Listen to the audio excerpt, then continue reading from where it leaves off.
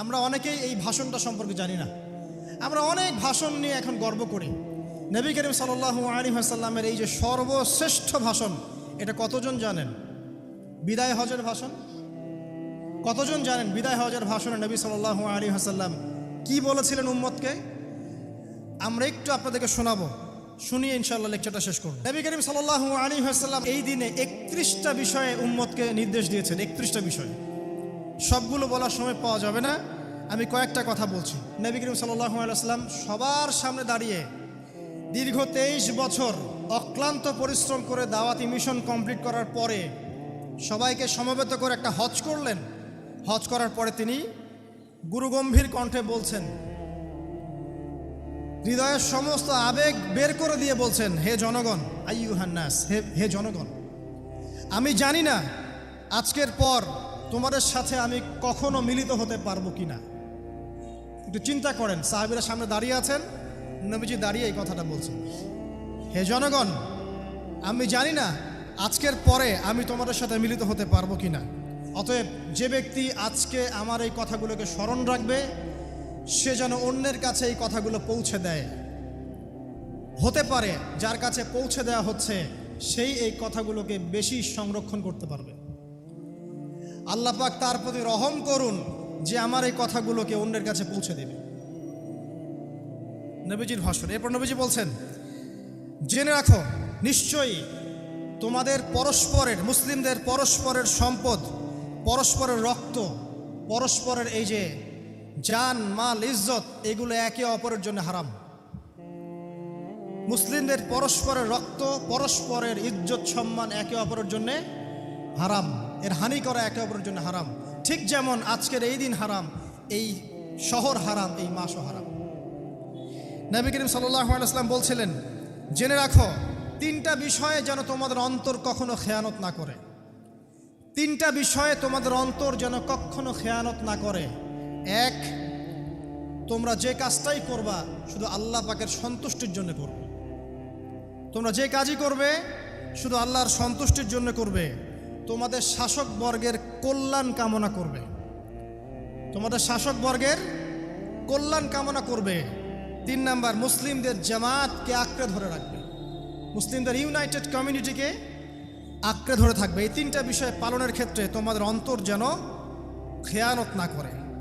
এদিন সূর্য ঢলে যাওয়ার পরে নবী সাল্লাল্লাহু আলাইহি ওয়াসাল্লাম আরও বললেন, শুনে রাখো হে মানব জাতি, এটা ভালো করে শোনেন, শুনে রাখো হে মানব জাতি, নিশ্চয়ই আমি মুহাম্মদ সাল্লাল্লাহু আলাইহি ওয়াসাল্লাম জাহেলি যুগের যত কুপ্রথা আছে সমস্ত কুপ্রথাকে আমার পায়ের তলে পিষ্ট করে গেলাম। জাহেলি যুগে কি ছিল ভাই? শিরিক ছিল, সুদ ছিল, মাদক ছিল, নারীর অবমাননা ছিল, কন্যা সন্তানকে দাফন করা হতো, রক্তক্ষয়ী, হানাহানি, মারামারি, কাটাকাটি ছিল। এগুলো সব কিছুকে আমি আমার পায়ের তলে দাফন করে গেলাম। এটা কি দাফন হয়েছে? তিনি বলছেন, নিশ্চয়ই আমি জাহেলি যুগের সুদকে আমার পায়ে তলে পিষ্ট করে যাচ্ছি। সর্বপ্রথম যার সুদ আমি পিষ্ট করছি তিনি হচ্ছেন আব্বাস ইবনে আব্দুল মুত্তালিব, আমার চাচার সুদ। নিজের পরিবার থেকে দৃষ্টান্ত স্থাপন করলেন। তিনি আরও বললেন, হে উপস্থিত জনগণ, তোমরা মেয়েদের ব্যাপারে সতর্ক থাকবে এবং তোমাদের স্ত্রীদের ব্যাপারে সতর্ক থাকবে, তাদের হকের ব্যাপারে সতর্ক থাকবে, কেননা তোমরা তাদেরকে আল্লাহর কালিমার মাধ্যমে হালাল করে নিয়েছো। অতএব তাদের ব্যাপারে তোমরা সতর্ক থাকবে। তোমাদের উপর তাদের হক হচ্ছে তোমরা যা খাবে, যা পরবে, তাদেরকেও তাই খাওয়াবে, তাই পরাবে। আর তাদের উপর তোমাদের হক হচ্ছে তারা তোমাদের বিছানায় এমন কাউকে আসতে দিবে না যাদেরকে তোমরা অপছন্দ করো। নবী করিম সাল্লাল্লাহু আলাইহি ওয়াসাল্লাম আরও বলছেন, এই দিন, আইয়ুহান নাস, হে মানব জাতি, তারাকতু ফিকুম আমরাইন, জেনে রাখো আমি তোমাদের সামনে মাত্র 2টো বস্তু ছেড়ে গেলাম। কয়টা বস্তু? লান তাদিল্লু মা তামাসসাকতুম বিহিমা, তোমরা কোনোদিন পথভ্রষ্ট হবে না যতদিন এই 2টা বস্তুকে আঁকড়ে ধরে থাকবে।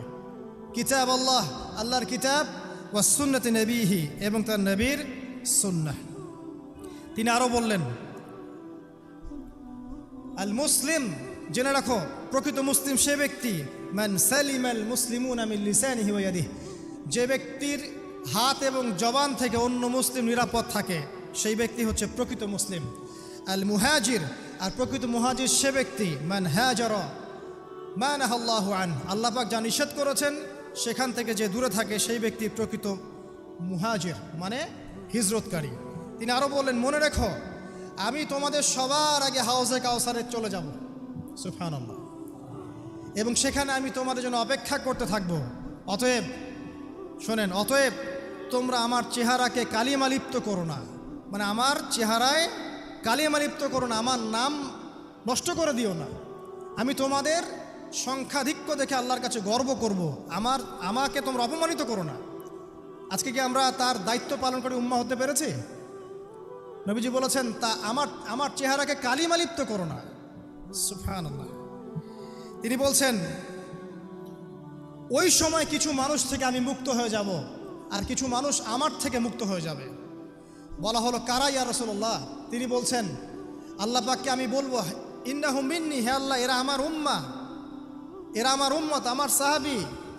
আল্লাহ পাক বলবেন, ইন্নাকা লা তাদরি মা আহদাসা বা'দাক, তুমি জানো না হে নবী, তোমার মৃত্যুর পর এই মানুষগুলো, পরবর্তী মানুষগুলো তোমার দিনের মধ্যে কত বেদাত সংযোজন করেছিল।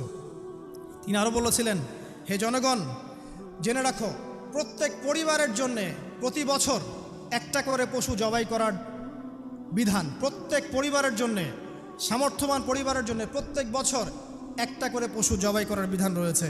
তিনি আরও বললেন, মনে রাখো একজনের অপরাধের শাস্তি আর একজন কখনো পাবে না, আর বাবার দোষে ছেলে কখনো দুষ্ট হবে না, ছেলের দোষে বাবাও কখনো অপরাধী হবে না।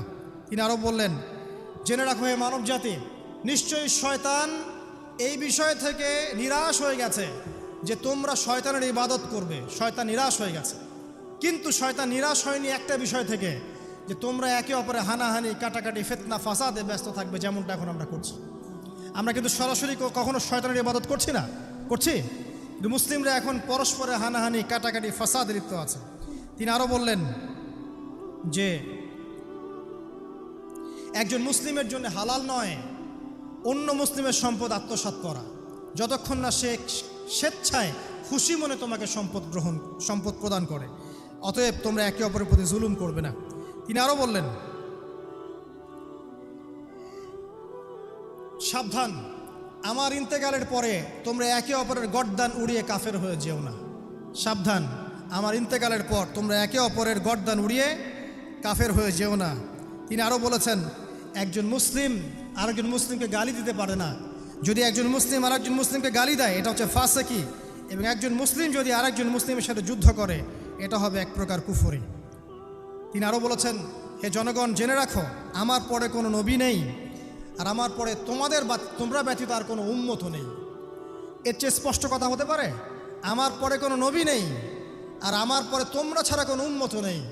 তাহলে আমরা যখন নতুন নতুন নবী বানিয়ে নিচ্ছি, কোনো কোনো ক্ষেত্রে বলছি একজন ব্যক্তি ছিলেন, সে নিজে ঈসাও ছিল, সে মাহদিও ছিল, সে নবীও ছিল, নাউযুবিল্লাহ। এবং দিন দিন মানুষ এই খাতায় নাম লিখাচ্ছে, সুবহানাল্লাহ। সর্বশেষ তিনি বললেন যে যদি তোমাদের উপরে, হে মানব জাতি জেনে রাখো, যদি তোমাদের উপরে একটা নাক কাটা কালো কুৎসিত কোনো আমির বা শাসকও চলে আসেন, এবং সে যদি তোমাদেরকে আল্লাহর রাস্তায়, আল্লাহর কিতাব সুন্নাহ অনুযায়ী পরিচালিত করেন, তোমরা অবশ্যই তার আনুগত্য করবে, তার বিরুদ্ধে বিদ্রোহ করবে না, তার আনুগত্য করবে। জেনে রাখো, শেষে তিনি বলেন, জেনে রাখো হে মানব জাতি, আজকে থেকে কুল্লুকুম মিন আদম, তোমরা সবাই আদম সন্তান, ও আদামু মিন তুরাব, আর আদম হচ্ছে মাটির সন্তান। আরবের উপর অনারবের, অনারবের উপর আরবের, সাদার উপর কালোর, কালোর উপর সাদার, লালের উপর কালোর, অথবা কালোর উপর লালের কোনো রকম প্রাধান্য নাই। ইল্লা তাকওয়া, শুধু তাকওয়া ব্যতীত। যে ব্যক্তি বেশি মুত্তাকি, সে আল্লাহর কাছে বেশি মর্যাদার অধিকারী হবে ইনশাআল্লাহ তাআলা। সর্বশেষ তিনি আঙ্গুলটা উঁচু করলেন, নিজের শাহাদাত আঙ্গুলি উঁচু করে আকাশের দিকে তাকালেন, এরপর জনগণের দিকে তাকালেন, তাকিয়ে বললেন যে তোমাদের ব্যাপারে, হে জনগণ, তোমাদের ব্যাপারে আমাকে আল্লাহ জিজ্ঞাসা করবেন, ফামা আনতুম কাইলুন, তোমরা ওই সময় কি বলবে আমার সম্পর্কে? তখন সাহাবীরা বললেন, আমরা বলবো যে আপনি বাল্লাগতা রিসালাতাক, আপনি আপনার রিসালাত পৌঁছে দিয়েছেন, ওয়াজ্জা আমানাতাক, আপনার আমানত পূর্ণ করেছেন, ওয়া নাসাহতা উম্মাতাক, এবং আপনি আপনার উম্মতকে নসিহত করেছেন। এরপরে তিনি আকাশের দিকে তাকিয়ে বললেন, আল্লাহুম্মা ফাশহাদ, হে আল্লাহ আপনি সাক্ষী থাকেন। আল্লাহুম্মা ফাশহাদ, হে আল্লাহ আপনি সাক্ষী থাকেন। আল্লাহুম্মা ফাশহাদ, হে আল্লাহ আপনি সাক্ষী থাকেন যে আমি আমার দায়িত্ব পৌঁছে দিয়েছি। এরপরে নাজিল হলো আল ইয়াউমা আকমালতু লাকুম দীনাকুম ওয়া আতমামতু আলাইকুম নি'মাতি ওয়া রাদিতু লাকুমুল ইসলামা দীনান। এই হলো বিদায় হজ, আজকের এই আরাফার প্রেক্ষাপট। আমরা কতজন এটা নিয়ে চিন্তা করেছি? 1 মিনিট একটু বলে শেষ করি। দেখেন, শেষ ওসিয়ত যেগুলো হয় মানুষের, এটা খুব হৃদয় বিদারক হয় না?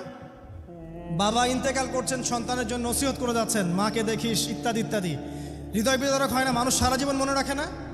বাট আমরা আমাদের এই ন্যাশন, এই উম্মা, নবী সাল্লাল্লাহু আলাইহি সাল্লাম উম্মা বলে আমরা যারা দাবি করছি, আমাদের মধ্যে বেশিরভাগ মানুষ নবী সাল্লাল্লাহু আলাইহি সাল্লামের শেষ এই নসিহতগুলো ভুলে গেছি আমরা।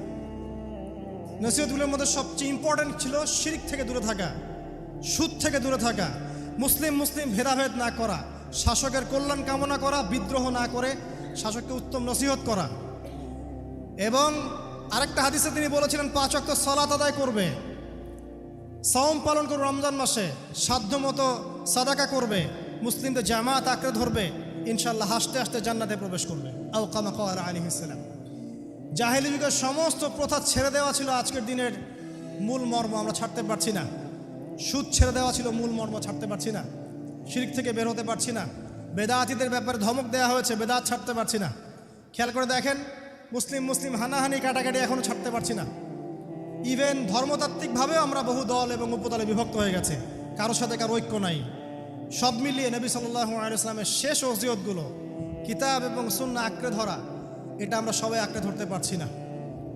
আজকের এই দিবসগুলো এই জন্যই আল্লাহ পাক বারবার ফিরিয়ে দেন, যাতে করে এগুলো নিয়ে আলোচনা হয়, আমরা এগুলো জানতে পারি এবং আমল করতে পারি, এই চেতনাগুলো লালন করতে পারি, নিজেরাও শিখি, পরিবারকেও শেখাই, আগামী প্রজন্মকেও শেখাই ইনশাআল্লাহ তাআলা। আশা করছি ইনশাআল্লাহ আমরা যদি নাও পারি, একসময় এমন একটা প্রজন্ম আসবে যারা নবী সাল্লাল্লাহু আলাইহি ওয়াসাল্লামের উম্মার মতো উম্মা হবে ইনশাআল্লাহ।